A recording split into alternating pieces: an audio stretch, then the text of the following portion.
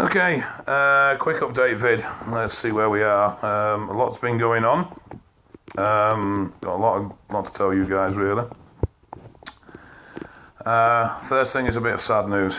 On the 9th of January, my mother was killed whilst out walking her dog. She was unfortunately knocked down. Both herself and the dog were killed pretty much instantly. There is no one to blame. It is one of those unfortunate incidents, one of life's cruel twists. And obviously it was a great shock and very upsetting to say the least. But my sympathies go out to the driver of the car, because it must have been an horrendous experience for them. And I'm sure that it will take a long time for them to come to terms with what's happened. It must be a horrible thing to have to live with.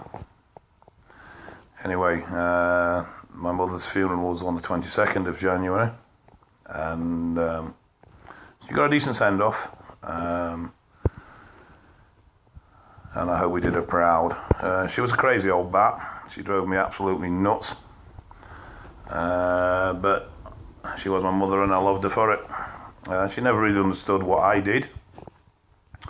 She couldn't quite get her head round why I would tell people that I use steroids and those sort of things. But she was 72 and came from a different generation. She was a very young and active 72, but, you know, she just never really grasped what it was that I did. She will be sorely missed. She was a good grandmother, a good mother, though completely and utterly and totally bleeding bonkers, and she drove me insane 90% of the time. It is strange not getting several neurotic texts a day about completely trivial shit that actually doesn't mean anything at all.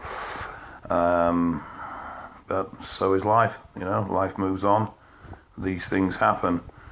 But as I'm sure you can appreciate, it was a shock, and to a degree a shock I'm still coming to terms with. These things take time, but I know she's in a better place, and I at least am thankful for the fact that her passing was quick. And I don't think, to be honest, she even really knew what had happened. It happened so quickly. There are a couple of things, though. The morning it happened, the young lady that knocked her down, obviously she stopped the car and she was out in the middle of the street waving, or trying to wave down other passing vehicles. And, you know something, a large number just drove past. That's upsetting. That's my mother.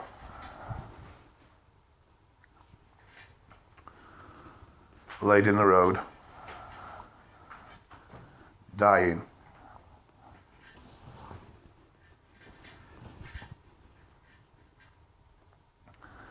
And people just driving round her.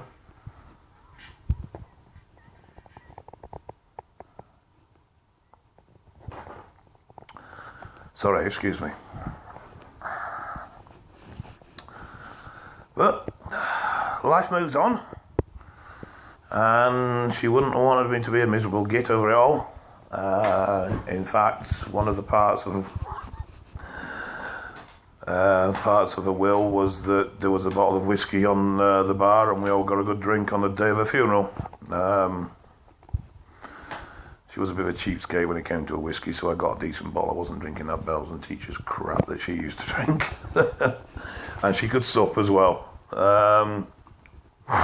But like I said, the fact that people just drove past, because it was a fatality, the fact that she was laid in that road for 4 hours.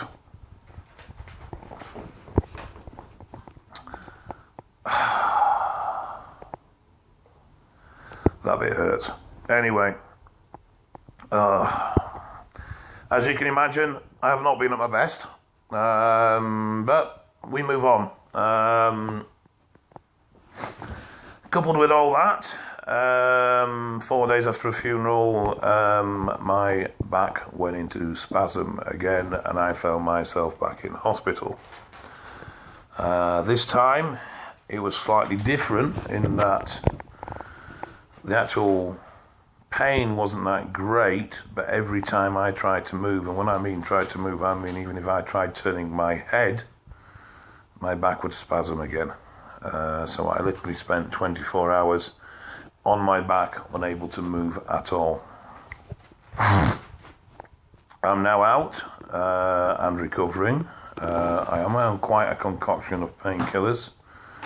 Diazepam, Oromorph, a morphine tablet, naproxen, paracetamol, baclofen, and I'm sure there's something else, but I can't remember off the top of my head. But I am fully mobile. Pain is minimal. Obviously, it should be with that amount of painkillers in.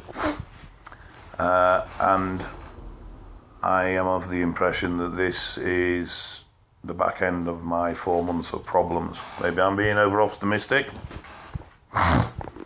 but I like to look on the bright side. And hopefully, I should start seeing some positive improvements. My mobility is already a hell of a lot better. I've got no leg pain whatsoever.